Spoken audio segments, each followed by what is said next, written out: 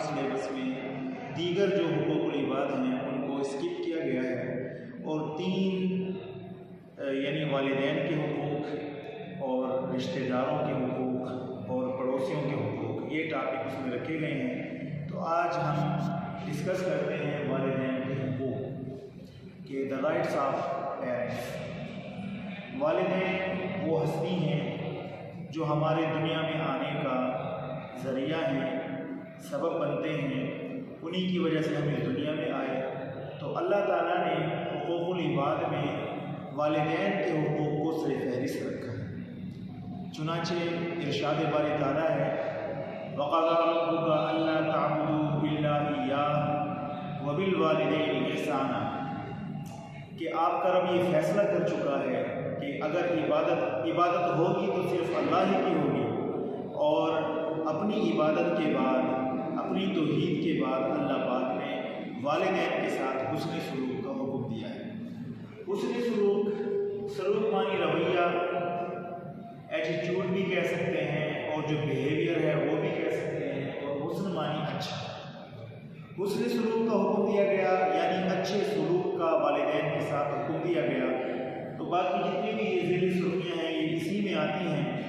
तो हमारा हक़ बनता है, हमारी रिस्पॉन्सिबिलिटी है, हमारी ये जिम्मेदारी है कि वालिदैन के साथ हम अच्छे सलूक से पेश आएँ। अब उसमें अदब व एहतराम है, यानी वालिदैन के साथ अदब व एहतराम का रवैया से पेश आना। अब अदब व एहतराम में क्या है कि उसमें आगे अल्लाह खुद ही तफसीर फरमाते हैं कि वबिल वालिदैनि इहसाना, वालिदैन के साथ अच्छे सलूक करो। कौन सा सलूक है?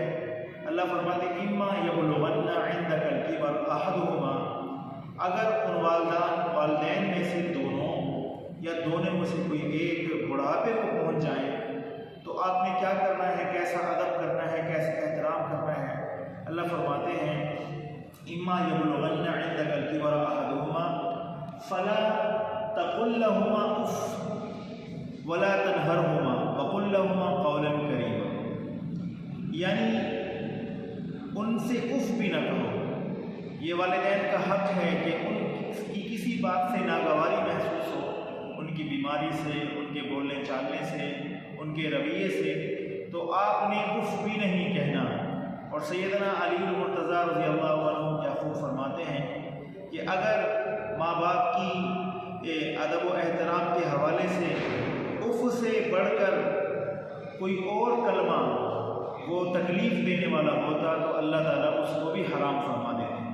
अब देखो उफ जो है वो बोलने से ताल्लुक़ रखता है, उसमें नाउज़ुबिल्लाह किसी ने वालिद को हाथ नहीं लगाया या कोई और काम नहीं किया, बल्कि अल्लाह पाक ने फरमाया कि उफ भी नहीं कहना, यानी उफ भी नहीं करनी। जैसे हम अपनी ज़बान में और यानी इस तरह हम रवैया ज़ाहिर करते हैं, तो ये अदब व एहतराम में आता है कि उनके सामने उफ भी ना हो और ऊंची आवाज़ में बोले भी नहीं, बुलंद कलामी ना हो। बुलंद कलामी नाजायज़ है वालिदैन के सामने। इसी तरह तेज़ नज़री आती है कि तिरछी निगाहों से और तेज़ निगाहों से वालिदैन को देखना। चुनाचे आप सल्लल्लाहु अलैहि वसल्लम से पूछा गया कि वला तनहरहुमा का क्या मतलब है कि उनके सामने उफ न कहो, उनको झड़को नहीं। तो फरमाया कि आदमी उनको तेज़ नज़रों से ना देखो, कि आदमी की जो सबसे पहली नागवारी है वो उसकी आंखों से ज़ाहिर होती है। उसे अगर किसी बात पे गुस्सा आता है, नागवारी महसूस होती है, तो उसके चेहरे में आंखों से ज़ाहिर होती है। तो फरमाया कि तेज़ नज़रों से वालिदैन को ना देखें। तो बुलंद कलामी भी उनके सामने नाजायज़ है, तेज़ नज़री भी नाजायज़ है। एक दफ़ा हुज़ूर पाक सल्लल्लाहु अलैहि वसल्लम की खिदमत में एक नौजवान हाजिर हुए, उनके साथ एक बड़े मियाँ थे, बड़ी उम्र के आदमी थे। तो हुज़ूर अलैहिस्सलातु वस्सलाम ने उनसे पूछा कि ये कौन है? उन्होंने अर्ज़ किया ये मेरे अब्बू हैं, मेरे वालिद हैं। तो आप सल्लल्लाहु अलैहि वसल्लम ने फरमाया मफ़हूम ये है कि तुम इनका नाम लेकर कभी ना पुकारना, इनसे आगे कभी ना चलना, इनको झड़कना नहीं, इस तरह की बातें फरमाई। तो ये वालिदैन का हक़ है अदब व एहतराम में कि उनके साथ इन चीज़ों से बचा जाए। और कैसे रहा जाए? फिर अल्लाह फरमाते हैं कि वकुल लहुमा कौलन करीमा, उनसे अच्छे तरीके से बात करो। मतलब क्या है, उनका नाम ना लो, जी अब्बू, जी अम्मी जान, जी बाबा और जी जी जी कहकर, हाजिर हूँ कहकर उनको पुकारना, उनका नाम नहीं लेना। और फिर अल्लाह फरमाते हैं वक़्फ़िद लहुमा जनाह ज़ुल्लि मिनर रहमा, कि उनके सामने अपने जो ये बाजू हैं इनको रहमत की वजह से, अदब की वजह से झुका के रखना। अब इसकी तफसीर एक अल्लाह वाले बयान फरमा रहे थे कि जिस तरह हम शिकार करते हैं किसी परिंदे को और फायर जो है या तीर जो है उसके परों में लगता है और वो ज़ख्मी होकर जब फ़िज़ा से नीचे ज़मीन पे गिरता है तो गिर के इंसानों की तरह उल्टा या औंधे मुँह नहीं हो जाता, बल्कि उसके पर फैल जाते हैं और वो लंगड़ा कर चलता है, पर उसके खुल जाते हैं, अपनी असल पोजीशन में नहीं रहते, पर खुल के और आजिज़ी के साथ मुँह ज़मीन पे लगा हुआ है और वो थोड़ा हल्का हल्का चलता है।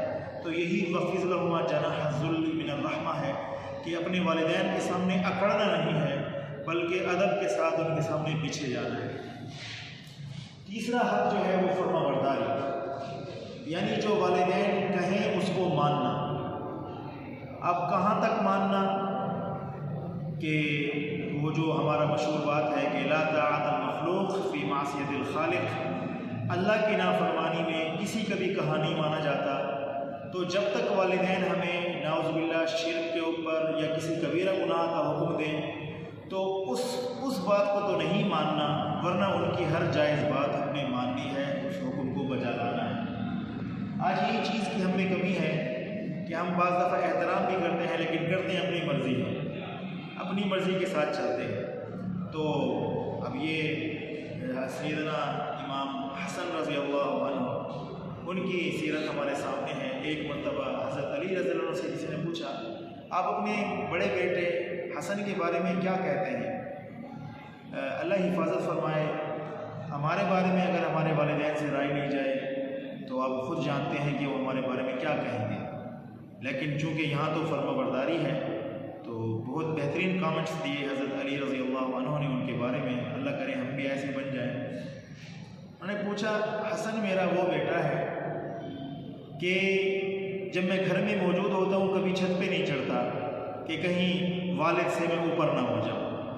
जब खाना खाता है मेरे साथ तो कभी मुझसे पहले लुक़मा नहीं लेता कि कहीं मैं ये चीज़ बोटी वगैरह पसंद करूँ और अब्बू को वो पसंद हो, पहले मैं लेता हूँ फिर वो लेता है।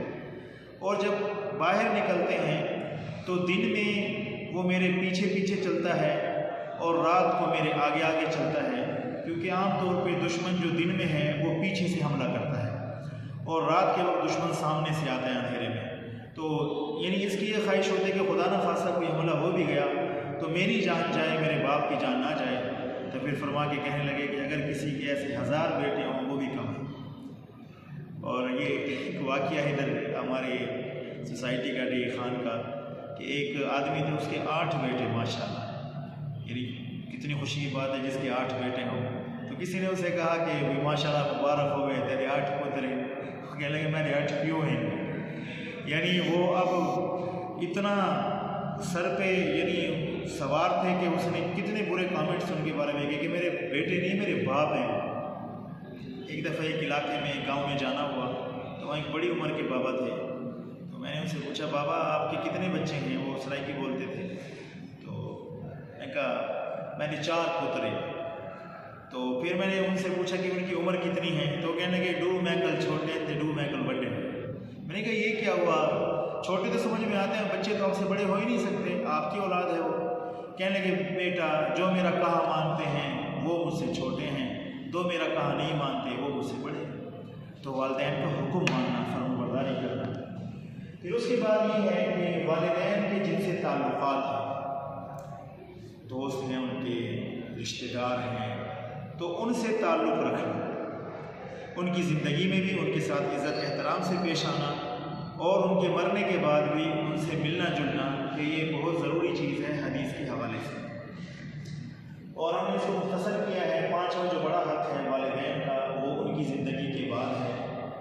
ज़िंदगी के अंदर दुआ है, बाद भी दुआ है, और सदक़ात वगैरह उनके इसाले सवाब के लिए करना कि वालिदैन जैसी हस्ती जब इस दुनिया से चली जाएँ तो अल्लाह ने कुरान के ज़रिए से और हुज़ूर पाक सल्लल्लाहु अलैहि वसल्लम ने अपने फरमान के ज़रिए से हमें ये सिखाया है कि उन्हें अपनी दुआओं में भी याद रखना है और उनके लिए इसाले सवाब के लिए सदका खैरात भी करना है। जैसे कुरान पाक में दुआ सिखाई गई, तालीम दी गई, रब्बिरहम्हुमा कमा रब्बयानी सगीरा, कि वो बच्चा वो फर्माबरदार शुमार होगा या बच्ची वो फर्माबरदार शुमार होगी जो दुआओं के अंदर ये दुआ भी मांगते हैं, रब्बिरहम्हुमा कमा रब्बयानी सगीरा, ए अल्लाह इन दोनों के ऊपर इस तरह रहम फरमा जिस तरह बचपन में इन्होंने मुझ पर रहम किया है। तो दुनिया में भी, ज़िंदगी में भी दुआ करनी है और मरने के बाद भी, और फिर मरने के बाद सदका खैरात उनके लिए करना है इसाले सवाब के लिए। हज़रत साद रज़ियल्लाहु अन्हु की वालदा फौत हो गई, बड़ा सदमा हुआ।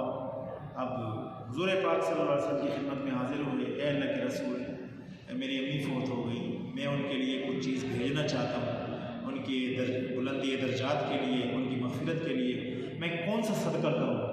तो आप सल्लल्लाहु अलैहि वसल्लम ने फरमाया कि पानी सबसे अफजल है।